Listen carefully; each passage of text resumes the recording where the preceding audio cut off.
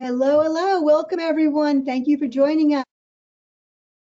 This is our monthly Ask the Chairman Anything with Ken Abramowitz. My name is Marcia Steinberg, and I will be moderating today. Today, Ken's topic is on China, confronting the growing threats from China. He should take approximately 20 minutes, and then we'll go right into audience Q&A. We encourage you to bring your questions. We want to hear what you want to hear. We will go as long as there are questions, but no later than 5 p.m. And for those of you that are newer to this format and need some help entering questions, if you're on an iPad, you can click on the question mark at the top of your screen to enter your questions. If you're on a computer or a laptop, click or tap on the arrow that's at the top of your screen. The window will open and you'll see a block for questions. Click on that and there'll be a space to type in your question. We also want you to take note of our upcoming events. They're all on our website, which you can see listed at the bottom of our screen here. And our next event will be this Sunday. And it's an in-person event. If you are anywhere near Boca Raton, please come. We would love to have you and see each and every one of you in person. After that, we have December 19th, January 23rd, February 27th, and March 27th. So please check our website, www.cfns.us, and you will see all of these listed there with their topics. Okay, and our next Ask the Chairman will be Thursday, December 16th at 4 p.m. The topic will be confronting the growing threats from political Islam. And with that, we are going to get started, as usual, with a poll for you to answer for us. Is China our #1 threat? Yes, no, or maybe?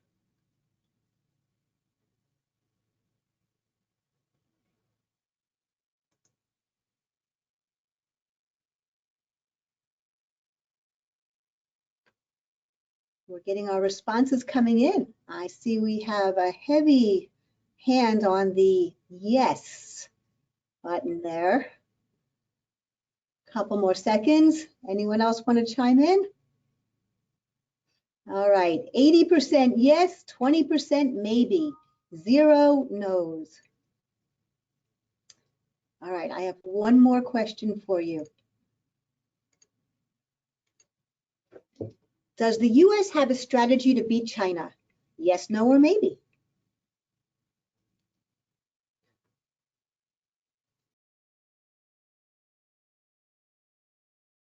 Okay.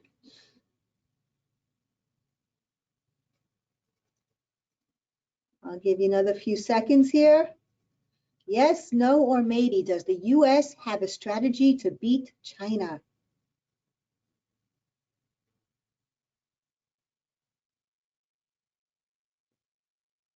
Don't be shy. Tap that button.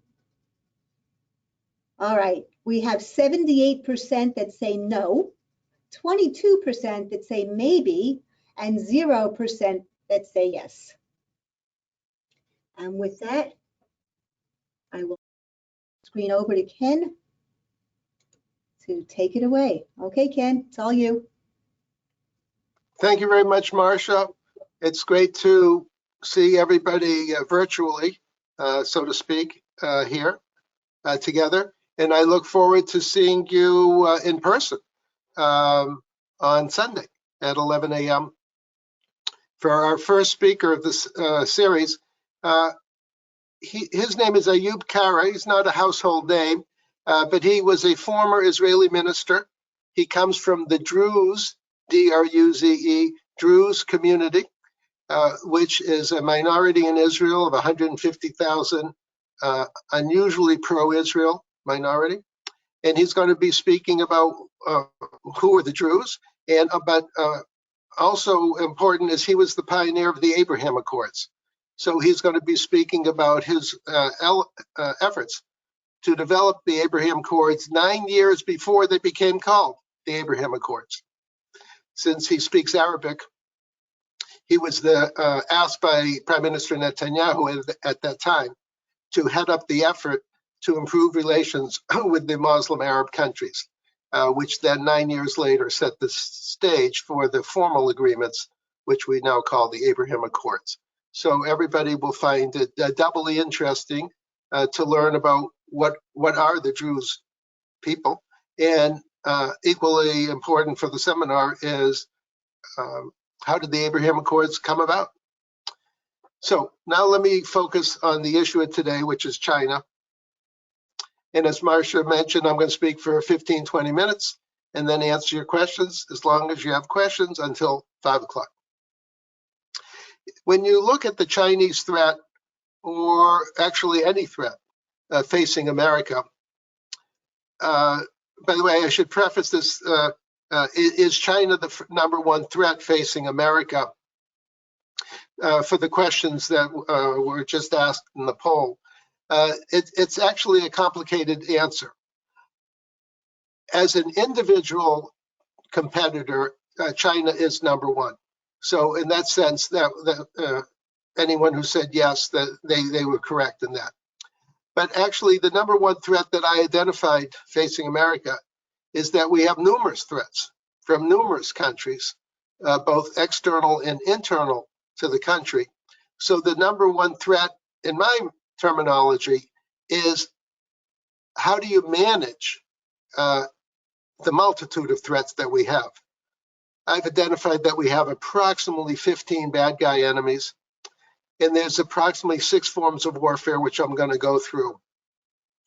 So there's actually closer to 90 fronts or issues or challenges, if you want to look at it that way. And therefore, the #1 challenge to me is, how do you do 90 things at the same time? How do you handle 90 challenges simultaneously? And the answer is our US government can't do it. But by the way, corporations, I come from the corporate world in my working life, and corporate America can do it because they're managed to handle a multitude of challenges and issues. But our federal government's not organized well enough to actually manage 90 fronts at the same time. And therefore, my response is the #1 challenge facing America is its inability to manage 90 challenges simultaneously. But if you ask me about just one individual challenge, then yes, China is our #1 challenge if you look at life that way. So focusing now on China, I want to look at 6 threats. And these 6 threats, or you could call them wars, or you can call them challenges or issues. These 6 threats proliferate for every bad guy that we have. But I don't have time to discuss 15 bad guys, so we're only discussing one bad guy today, and that's China. So the 6 forms of warfare that I'm going to give a 2-minute discussion of each. But if you're writing things down, the 6 forms of warfare are physical war, obviously, cultural war, where you fight with words, not bullets, economic warfare, where you fight with dollars, legal warfare, also known as lawfare, where you fight with lawyers and lawsuits, demographic warfare, where you move populations around and you fight, so to speak, through those population movements, which is what's going on our southern border, by the way, and cyber, where you have cyber experts trying to steal information or undermine the working of like an electric grid. So those are the 6 forms of warfare. So you could argue, or I would argue, that China is fighting us in 6 ways simultaneously. And therefore, to manage our relationship with China, we have to defend ourselves 6 times. And we need to develop offense strategies 6 times so that we would have a chance of winning, so to speak. Now, so let's look at physical war. Physical war when you mention the word physical war, you think of obvious things. John Wayne fighting in World War II in The Longest Day, just to give it a quick example, or pictures of bombers and bombs and missiles and bullets and guns and soldiers, all those normal things. But you should expand your definition of physical war to include other issues. For example, COVID.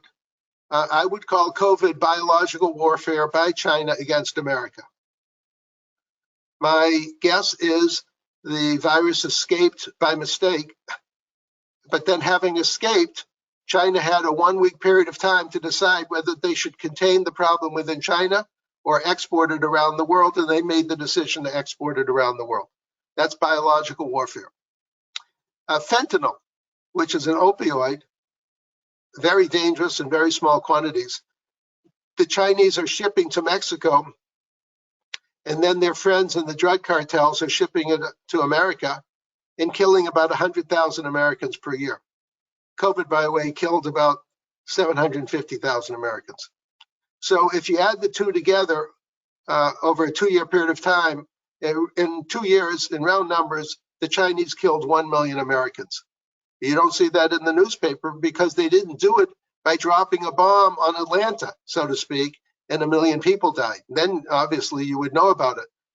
But when it happens through COVID and it happens through fentanyl, which respectively are biological warfare and chemical warfare, people don't think it's warfare, but it's warfare. So we're in a physical war with China right now, and we're losing. I don't believe we killed 1 million Chinese in the past 2 years, but they killed 1 million Americans, and we never said anything. I mean, we slightly said something. Trump once threatened to sue China for $7 trillion with a T dollars, and China said that if America insists on the $7 trillion, it could lead to nuclear war. As what they were saying is, we're not paying the $7 trillion. Don't even ask us again. So that's physical war. Let's go to cultural war. China has numerous what they call Confucius Institutes in high schools and colleges. I recollect roughly 100. And they're supposed to be a goodwill gesture by them to teach Chinese to Americans and whatnot. But they also transfer their culture of communism and intolerance. And we should close every one of them. And they also are involved in the cancel culture. Some of you will remember that when some basketball players at the National Basketball Association, NBA, say something about China or Hong Kong or Taiwan, they immediately cancel broadcasts by that team into China. And I'm told lots of people in China like to watch NBA games, and but they're not watching the NBA games if one player or one coach says anything bad about China. That's infringement of freedom of speech, which we respect or theoretically respect here, but they don't respect it. Number 3, let's go to economic. China is a low-cost manufacturing because, well, they pay everybody less, obviously, and they're less mindful of unions and the environment. So, as you know, in the past years, lots of corporations have moved to China, and those low-cost products come back to the U.S., so which is fine, so to speak, in normal times. But in a state of war, if China says we make generic drugs for you and we're not shipping them, and so those of you who have an infection and need an antibiotic, we're not going to send it. They also are big in rare earth elements, which are important in jets and in cars and elsewhere. They're the leading manufacturer of rare earth elements. They can threaten to not send them also. And also bear in mind, China uses every lever that they have in order to win. You could say in an analogy, boxing analogy, America is a traditional boxer playing by traditional boxer rules. and the Chinese are mixed martial arts experts, whereby they can kick, use their head, basically do anything with their hands to hurt their opponent, and we're just a traditional boxer. So we either have to hold them to the rules of traditional boxing, or we have to be a mixed martial arts expert specialist if we're going to compete with them. Let's go to the legal issues. Besides just suing people for various issues, the one thing here that's important is they use every legal means to take over international organizations, whether it's the United Nations, whether it's WHO, the World Health Organization. They play for keeps, and they try to maneuver their people into as many high places as possible, and in effect compromise international organizations by claiming that they have legal rights to this job or that job, and they basically bribe different countries to let them have positions of influence. In terms of demographics, they are cooperating with the drug gangs in moving people from the Mexican border to the American border, and that's a demographic warfare. And they are probably supporting Democrat candidates who support open borders, so that they have political cover for this open border policy. Right now, America is under full-scale invasion by an estimated 2 to 4 million people per year.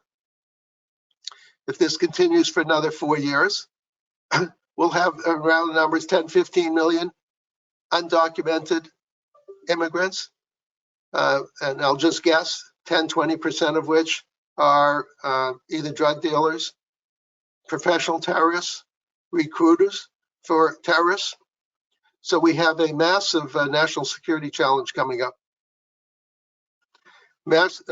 Coming up over the next few years, as we're under a full-scale invasion that's ironically actually being led by the federal government. The federal government is orchestrating a national invasion against the American people. Finally, in terms of cyber, and I'll stop in about a minute, so start preparing some questions. In terms of cyber, they're estimated to be stealing $300 to $500 billion per year of our technology. And whenever they build an advanced whatever, airplane, fighter jet, aircraft carrier, spaceship, they look mysteriously like America designs. Isn't that amazing? And so they're basically a kleptocracy, and they're stealing from America in order to close the gap in technology with America without spending the time that's necessary to educate the scientists and engineers, create the innovations, and create the product. That's like a 20-year cycle. They're trying to hasten that cycle, reduce the time so they can compete with us faster than possible by stealing our technology. So you put it together, we're now in World War III. We can't get out of World War III. We're under attack by China on 6 grounds and 6 forms of warfare, as I mentioned: the physical, cultural, economic, legal, demographic, and cyber.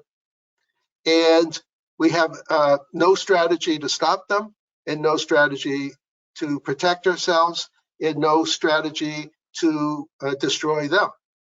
So it'd be like those of you who are football fans, can you imagine if your favorite football team only played defense? It just didn't like offense, so it only puts the players on to play defense. You would think you're watching a pretty silly football game when your favorite team never played offense.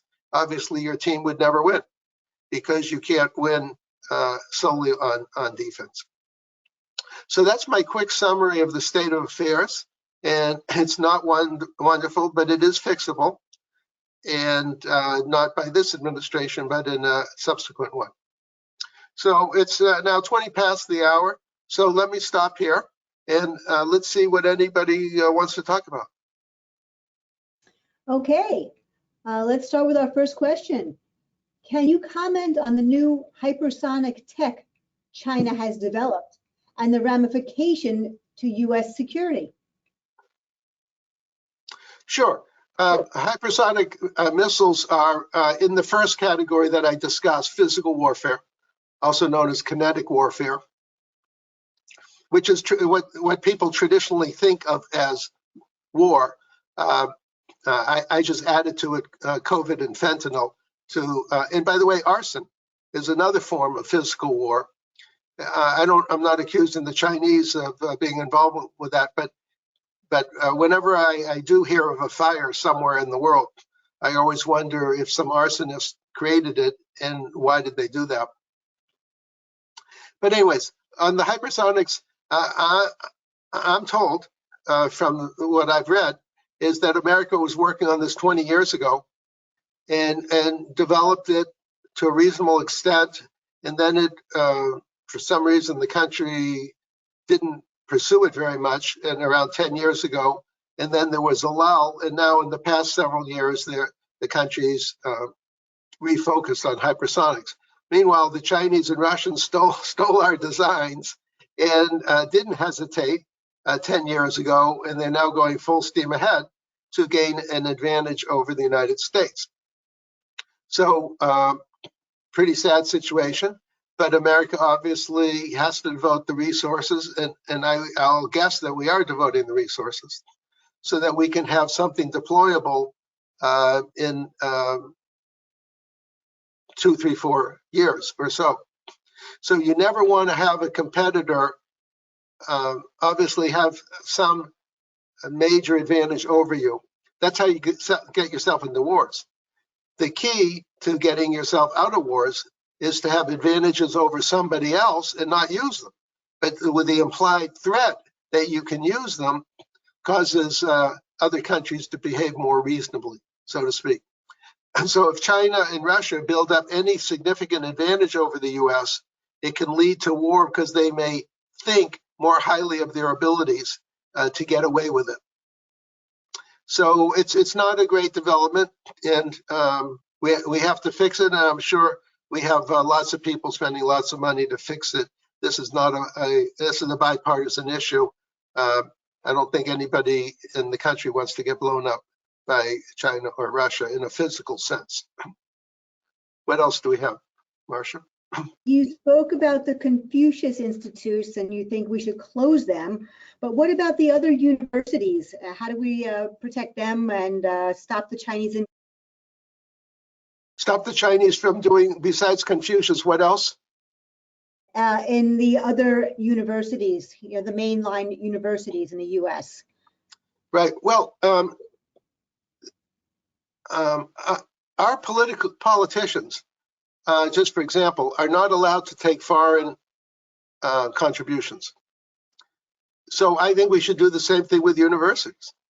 I think we should say to universities that you can take students from other countries, of course, and they can pay tuition, of course, and they can pay full tuition. That's wonderful.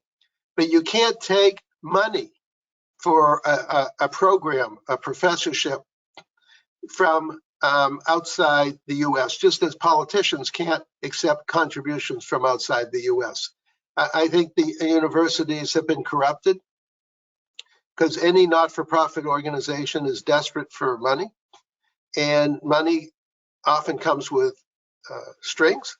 And I think too many universities have taken too much money with too much strings and have become too close to the Chinese. So I would just, and by the way, Qatar also hands out money, and they represent the Islamists. So I think the way to make it easy is no money from any foreign source for any university ever. That's the solution to that one. What else, Marcia? All right, we have another one here. He wants your comments. It seems to me that the CCP's third world designation is preposterous, but we in the West do nothing to change it. And also, as well be it America's banking, payments, and investments, we provide a lot of financing to the CCP. We'd like your comments. Well, you should bear in mind the CCP, the Chinese Communist Party, is a criminal organization. So in China, you could argue is the largest criminal organization in the world. So you shouldn't be surprised when they use criminal techniques to take advantage of the United States. And we are basically fat, dumb, and happy, and they're trying to take over the world. So we just have, we miscommunicate with each other all the time. So I would say the number one thing we need is a strategy. I mean, can you imagine if you were into, I sort of have a rule that nothing's much more complicated than a football game. But can you imagine interviewing a coach before the Super Bowl, and you're a reporter, and you say, "Coach, Super Bowl coming up on Sunday. What are you going to do?" Can you imagine if the coach said, "Well, I play defense all the time. That's all I do, and I actually don't have a strategy. I've been so busy preparing for the game that I actually don't have a strategy." Everyone would laugh hysterically, and the coach would be fired before the program's over. So here as a country, we have no strategy, no plan to defend ourselves, and no plan to defeat them. So you could say that the country right now is an existential risk to CCP or Chinese invasion, technology stealing. They're mixed martial arts specialists. They're going to use every technique in the book. In fact, they wrote a book on this around 20 years ago. Two colonels at the time wrote a book called Unrestricted Warfare. So they're fighting unrestricted warfare against us, and we're slightly fighting restricted warfare against them. It's a mismatch. And if the mismatch gets much larger, they're going to get the notion that they basically can get away with murder. And you never want to have an adversary who thinks they can get away with murder, in which case they will murder. And they've already murdered 1 million Americans and got away with it. And I'm afraid they're now saying, well, what if I murder 5 million or 10 million? And it's a very dangerous situation for us to be in. And by the way, that's why Citizens for National Security exists. And that's why I do what I do, and we do what we do, because we might be voices in the wilderness. But if the government's not protecting us, and if we have the right to life, liberty, and the pursuit of happiness, and the government doesn't care, that's a problem, and we have a right to complain. What else, Marcia? All right. Going back down to your demographics about the border. For the border issue, could a government business partnership or a partnership among businesses and corporations be established to complete the border wall as soon as possible? With adequate funding, could the border wall be completed and accomplished possibly in less than a year? Well, let's just go back into time a little bit. President Trump proposed a border wall, which, by the way, 10 years ago, both parties wanted a border wall. This time, Trump was delayed by either Democrat opposition or court opposition, but finally had about 2 years to create and complete a wall. And he publicly said, I saw on TV a few days ago or so, he said all we needed was 1 more month. So conclusion number one is, if I were President Trump and I knew for sure that I was president for 4 years, but didn't know I was president for 8 years, I'm sure I would have finished the wall in 4 years. And if I only had 2 years to finish it, I would have finished it in 2 years. So I'm quite shocked to see that Trump needed 1 more month. All he had to do was pay people overtime, double overtime, whatever had to be done. The wall or fence should have been completed under President Trump's term. Anyways, it wasn't. So there's holes in the wall, and we're being invaded through those holes. Now, the second line of defense, if the federal government doesn't want to protect us, the second line of defense obviously is the states. So if I were a bordering state just Texas, for example, or the others, and the U.S. government doesn't want to enforce its wall, I would set up my own wall. Now, there would be lawsuits, but I would find the holes in the wall and build a wall around those areas. Call up the National Guard if I needed the extra resources, but essentially set up my own state border. If the federal government refuses to protect the state border, then the states have to protect themselves from invasion. Also, when the federal government illegally ships illegal migrants late at night to various airports, I wouldn't allow them to land. Or if they landed, I would arrest all the people and I would deport them immediately. I would send them in buses either north and south, either south into Mexico or north to Delaware. And Governor DeSantis of Florida has said that he's going to round up these illegals and send them to Delaware. So I would either move them north to Delaware or south to Mexico, but every state has to set up its own ICE force, so to speak, which allows them to arrest illegals and deport them. It's sad to say that because it's the federal government's responsibility, but the federal government is actually leading the invasion against the American people. And this is something the founding fathers never would have understood, how the federal government could do that, could be that lawless.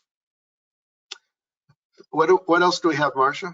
Okay, Ken. How can other democratic or Western-oriented nations form a united front to challenge the CCP domination of world international organizations such as WHO or the UN? What kind of leverage can pressure them to effectively stop dominating in this scenario? Well, I would learn from the professionals.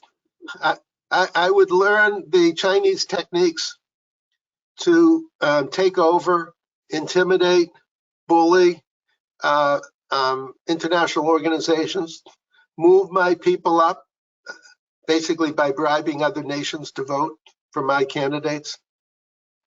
And learn from the, I hate to say this because we're an ethical country theoretically, but basically look at the unethical behavior of the CCP and emulate it in order for the United States to take over the world organizations. I mean, we're the primary financer of world organizations, in round numbers, usually providing about 25% of the money. So why don't we act like it? It's unbelievable that we're the largest financer to almost every international organization, and we don't act when we play defense, and we don't act offensively, and we allow China to take over the organization with our money. This makes no sense. But it goes back to the number one issue, which is you need a strategy to win. We don't have a strategy to win, and once you don't have a strategy to win, it's not surprising if you lose on every front, every time, everywhere.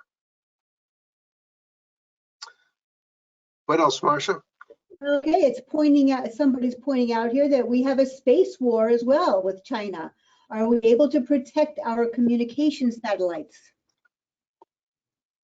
Yes, well, let's go back to the basic premise. China's fighting unrestricted warfare. What that means is basically do anything to win, either honestly or dishonestly, it doesn't matter. By the way, can you imagine, going back to my football analogy, can you imagine if you were a football coach and you said, or your general manager said, Coach, I want you to win, do whatever you have to do to win. I don't care about the details, just win. Well, if you were an unethical coach and you wanted to win, you'd have a lot of penalties because you tell your players to try to permanently injure the other team. Don't just tackle someone. Try to use your physical strength or your head or your helmet to impair the other team. If you wanted to go to the next stage of unethical behavior, you tell your players to bring knives. Can you imagine having a football team and one of the team has knives? And so someone's running and gets past you with the ball and is about to get a touchdown. You throw a knife into his back. You know, I mean, this is a joke, But from the Chinese point of view, they'll do anything to win. There's no such thing as rules or morality or ethics when it comes to Chinese. So the question is, can a theoretically moral nation employ unethical, illegal, below the belt techniques to defeat the Chinese? And basically the answer is, I hate to say this, but we basically have to do it. Again, going back to the football analogy, if one of the football teams has knives, the other team has to either make sure that the other team does not have knives, or has to have knives of themselves. But you cannot allow a competitive team to have knives and cut up your players, obviously.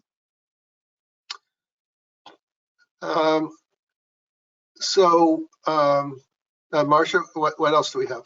Well, we have a lot of people chiming in on Taiwan. Will China attack Taiwan? What should we do if they attack Taiwan? Should we protect them? What are the consequences for the West, and so on and so forth? Oh, did we ever show our slide of the U.S. map? We haven't. Would you like to see that? Yeah, let's just go to that and then ask me the question again. Okay. There we go.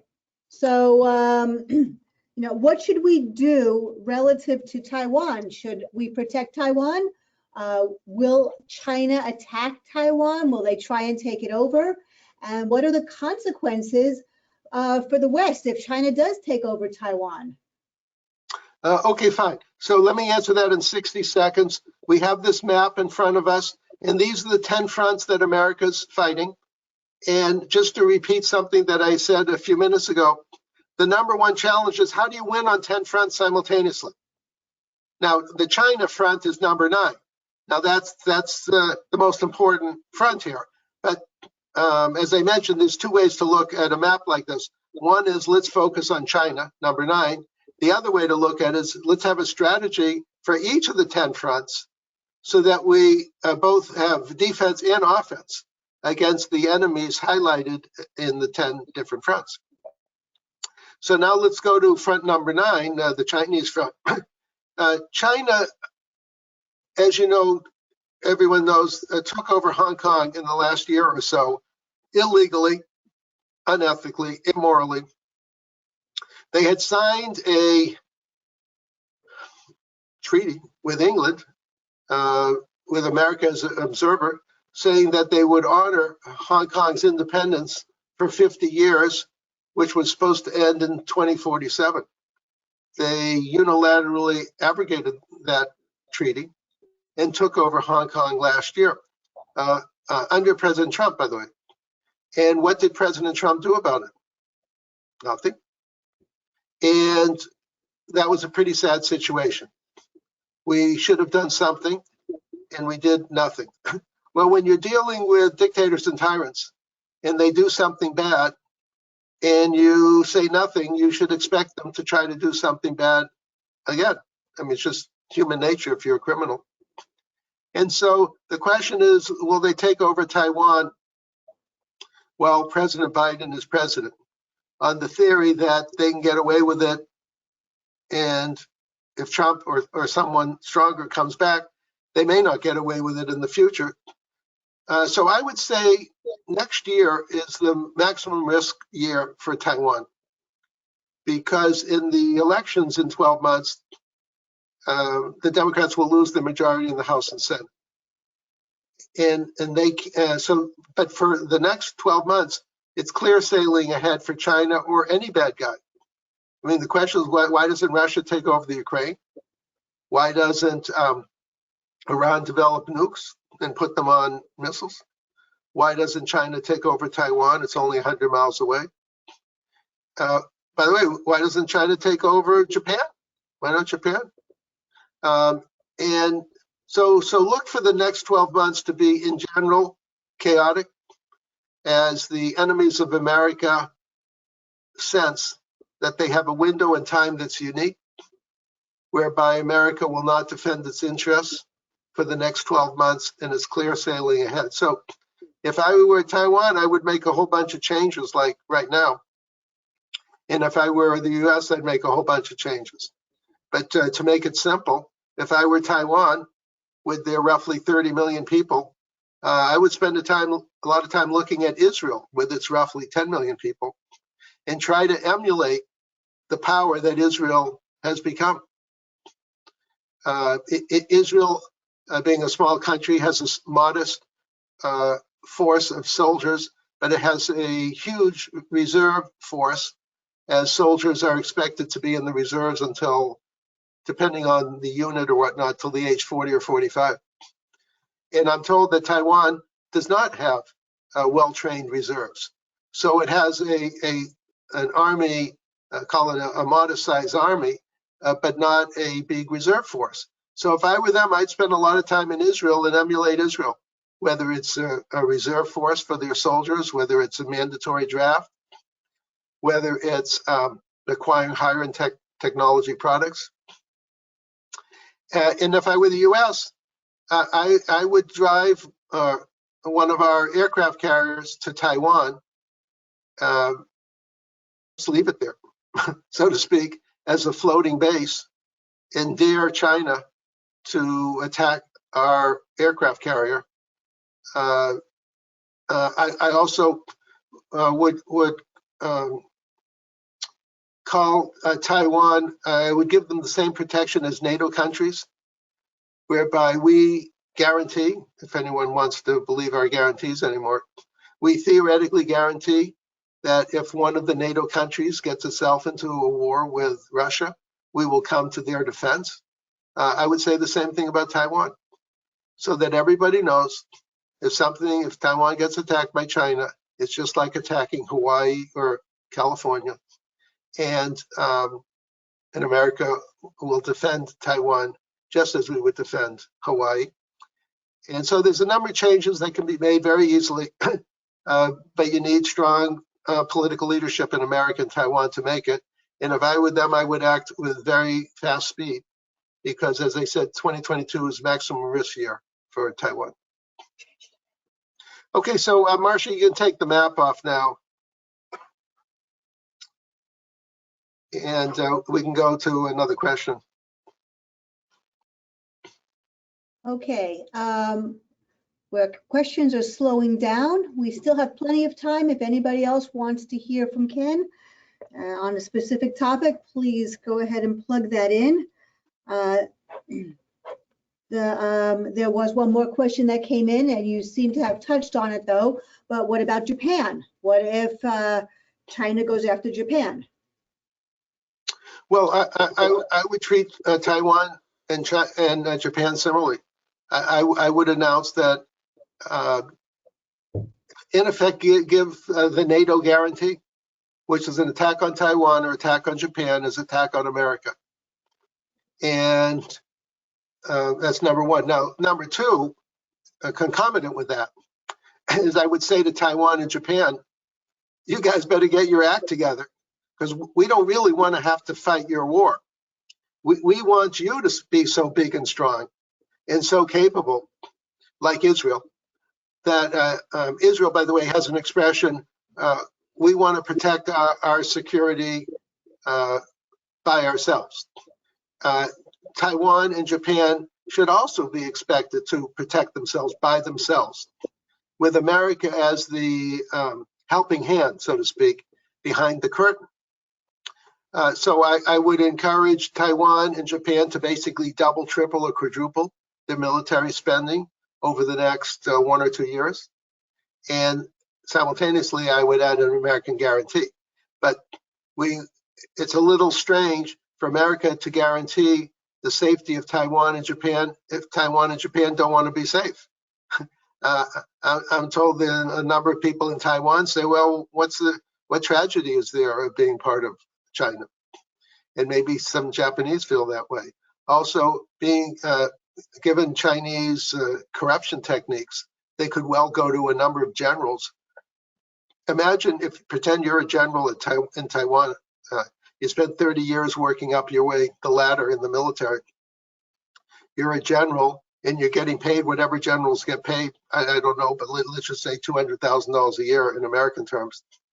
And a Chinese agent comes and says, General, I know you're a general in the Taiwanese military, and I hear you get paid $200,000 a year. I'm willing to pay you $2 million a year. I'm going to add a zero to your salary, and this is the following things I want you to do.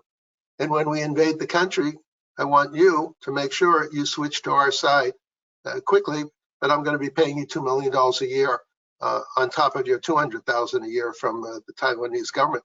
You can corrupt the whole military there.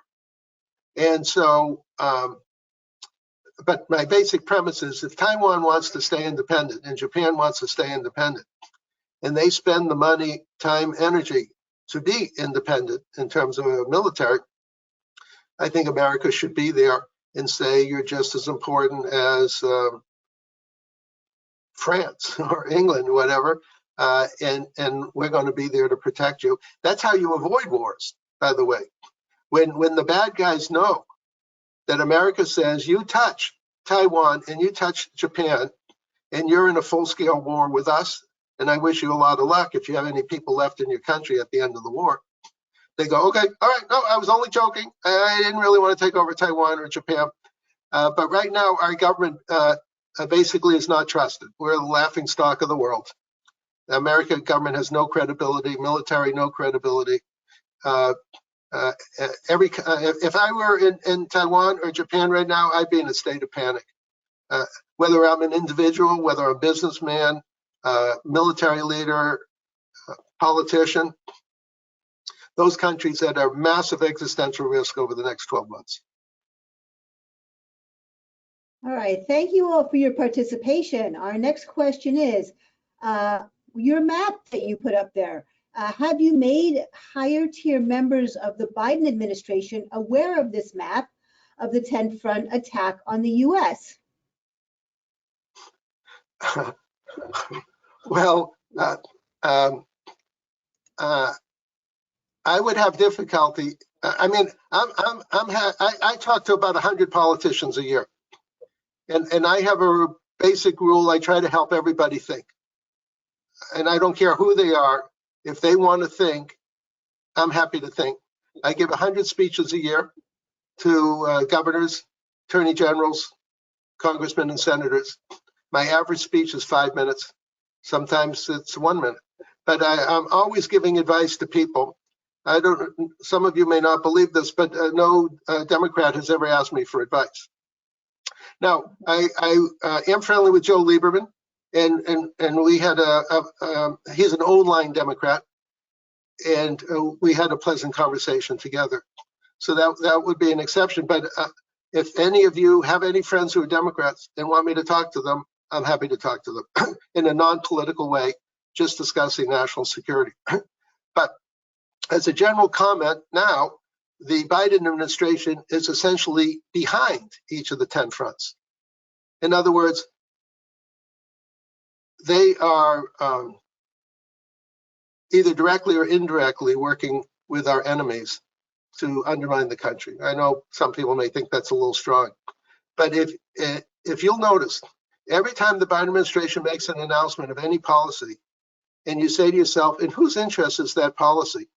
You'll find out that every time they make a decision, it's in the interest of China, Russia, Iran, the Muslim Brotherhood, the drug cartels, or the terror organizations. And I haven't detected one decision in the past year that was in the interest of the United States. So I have to come to the conclusion that the administration is not loyal to the country. And so therefore, one of the reasons I can't talk to them is because I'm loyal to the country. I'm trying to save the country, and they're not trying to save the country.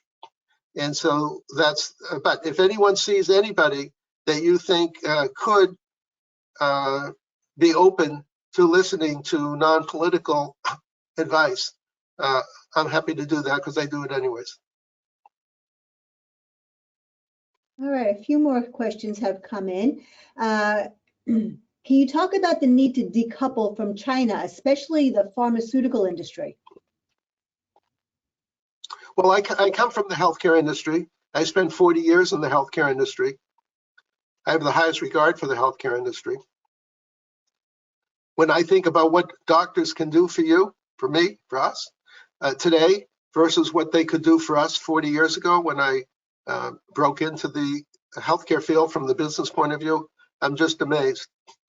And now, going back to the direct question, I'm told that something like 90% of our generic drugs or components of our generic drugs come from China. This is beyond belief.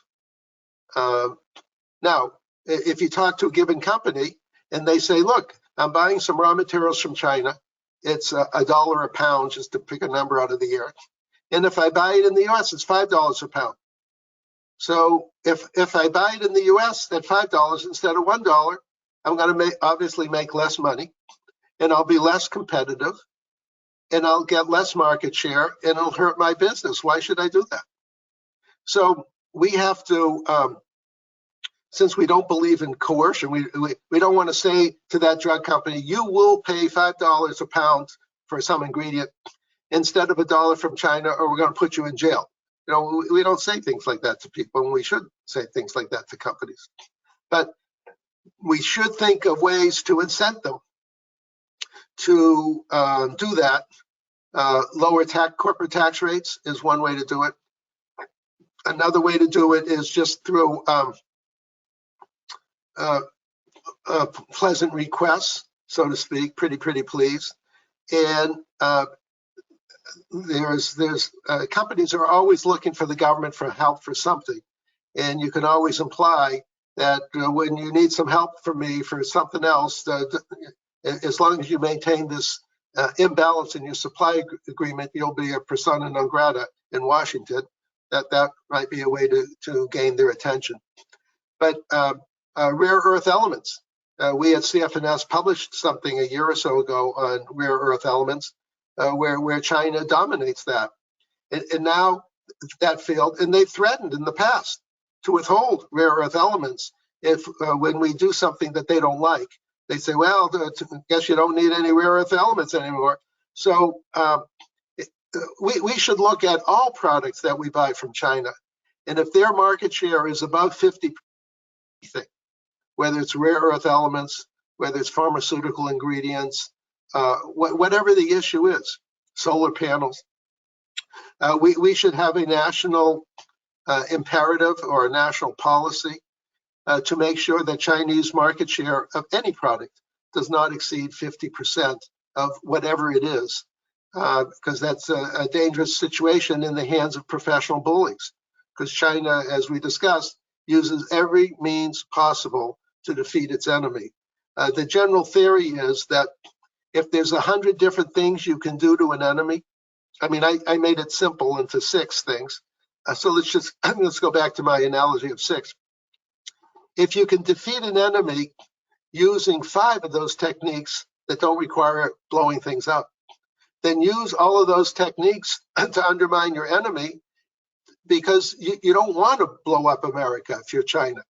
You might want to kill all the Americans, but you want the technology, you want the chip manufacturing, you want the biotechnology industry. So you want the country, you just don't want the government, so to speak. You want to replace the US government with a Chinese government, and you don't want to kill everybody. So China is a master of using all other forms of warfare on the theory that if you use all the other 5 forms of warfare, then you don't have to get into a physical war. And as you know, in a physical war, and you may not be. So that's why the Chinese seem to want to avoid military conflict. Wants to avoid military conflict, but that doesn't mean they don't want to win. And so right now they're focused on winning by other means. All right. Can you discuss China's tremendous involvement in the African continent in recent years? Well, China wants to take over the world. And by the way, so do the Islamist countries. Iran, for example, wants to take over the world. The terrorists, Al-Qaeda, ISIS, Taliban, and hundreds of different names, they want to take over the world. Russia wants to take over the world. Turkey and Qatar are financing the Muslim Brotherhood. The Muslim Brotherhood wants to take over the world. So everyone wants to take over. All the bad guys want to take over the world. But the good guys don't want to take over the world. I mean, we don't go to sleep and wake up in the morning and you say, oh, honey, let's take over the world today. You know, we say, let's go to work, or let's go on vacation, or let's go see the kids or grandkids. We don't wake up and say, let's go take over the world. But the bad guys wake up and say, let's take over the world. And so China is trying to take over Africa and Latin America. And but so is Iran. So are the Islamists, the professional physical terror organization, Turkey, Qatar. Iran has mosques in schools throughout Africa and Latin America. They all should be closed.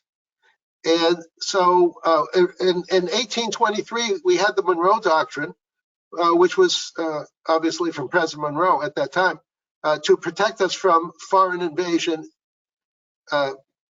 mostly from England at that time, but foreign invasion from the South.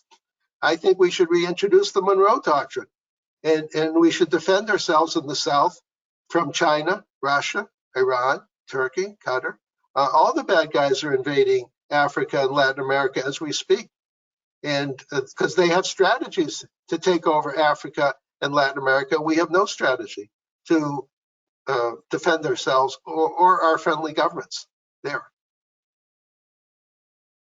All right, we have one last question or comment.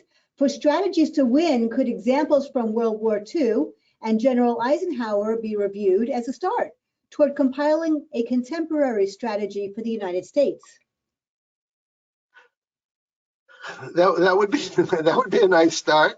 Another nice start would be when I was working on my book on the multi-front war, which was discussing how do you fight multiple fronts at the same time, sort of like my U.S. map of the 10 different fronts.